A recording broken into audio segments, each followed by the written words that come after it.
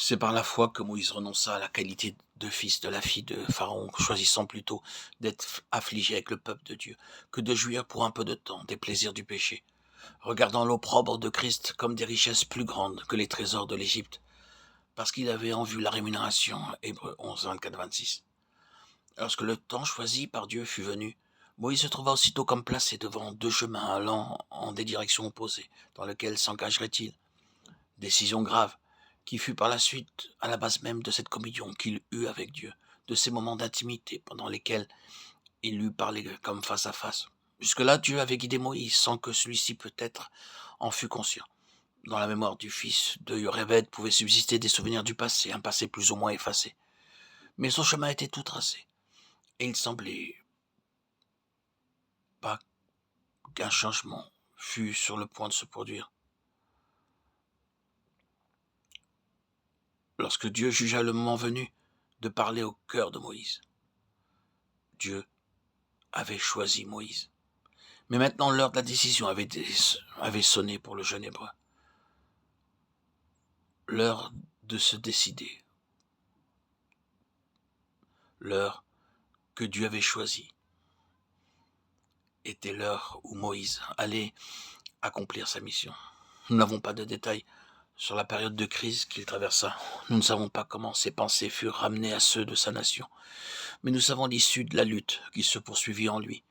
Nous savons que la puissance qui le soutint fut la foi en Dieu, dont Yocheved avait dû lui parler.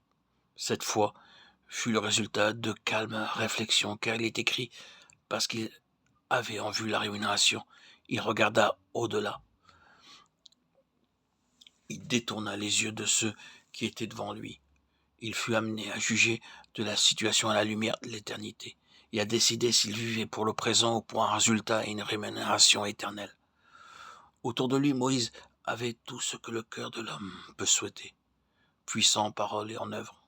Il était honoré et disposé du pouvoir. La tradition assure qu'il était le chef suprême de l'armée égyptienne. On a même avancé qu'il n'aurait pu conduire la multitude des Israélites dans le désert comme il le fit s'il n'avait pas eu déjà l'habileté et la décision d'un chef. Quoi qu'il en soit, Moïse avait devant lui un grand avenir, puisque la fille du roi l'avait adopté comme son fils. Mais ses yeux furent ouverts et il discerna l'au-delà qui succède aux choses du présent siècle et à la rémunération. Il considéra les deux domaines, le présent, l'immédiat, et le futur, l'éternel. Il plaça dans la balance tout ce que la décision allait prendre, entraînerait pour lui, et détournant les regards de ce qui se trouvait sous ses yeux, de ce qui l'environnait, il décida de vivre pour l'éternité et pour Dieu. Humainement parlant, quelle perte! À sa portée, il avait les plaisirs et les trésors de l'Égypte. Mais regardant au-delà, il renonça à la qualité de fils de la fille de Pharaon. Il vient aussi un moment dans nos vies où se présente à nos yeux la céleste vision de la haute vocation de Dieu pour nous, en Jésus-Christ, enfant du roi. Nous sommes encore sous des tuteurs et des gouverneurs, jusqu'au moment fixé par le Père. Jusque-là, nous n'avons pas eu le sentiment qu'il dirigeait nos vies, qu'il préparait notre milieu. Et cependant, il faisait notre éducation pour un service déterminé. Puis l'heure sonne. Il faut que ceux qui doivent hériter toutes choses avec Christ comprennent leur haute vocation et qu'ils choisissent délibérément le chemin de la croix, comme le Maître pour être rendu parfait. Car il est écrit de lui, bien qu'il fût fils, il a appris l'obéissance par les choses qu'il a souffertes. Hébreux 5:8. Nous sommes héritiers de Dieu et co-héritiers de Christ.